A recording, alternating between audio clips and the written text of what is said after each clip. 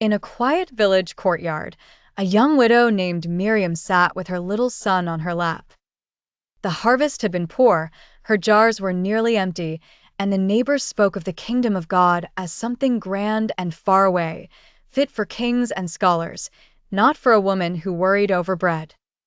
One evening, an old gardener named Eli came through the gate carrying a small pouch of seeds.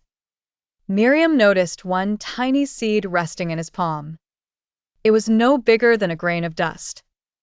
Eli smiled. "Would you plant this for me?" Miriam laughed softly. What could such a small thing do? "Plant it," he said.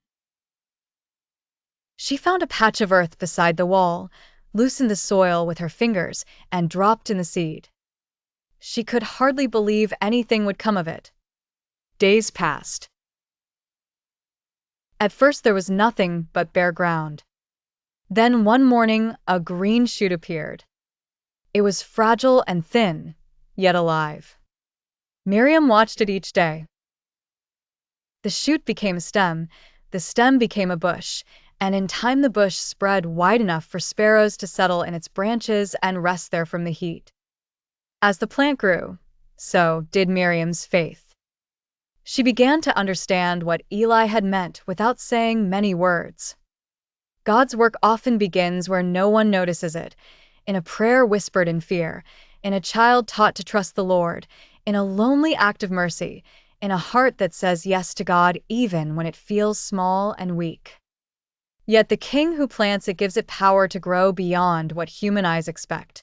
In time, others find shelter there, wounded hearts, tired souls, the poor in spirit, and those seeking peace. Years later, when Miriam's son was grown, he would remember that tiny seed and the faithful God who made it flourish. And whenever he saw someone discouraged by small beginnings, he would say, "Do not despise the seed. The Lord of heaven knows how to make it grow." The lesson of the story is this: the kingdom of God may begin small like a mustard seed, but under Christ's power it grows steadily and becomes a place of shelter, hope, and life for many.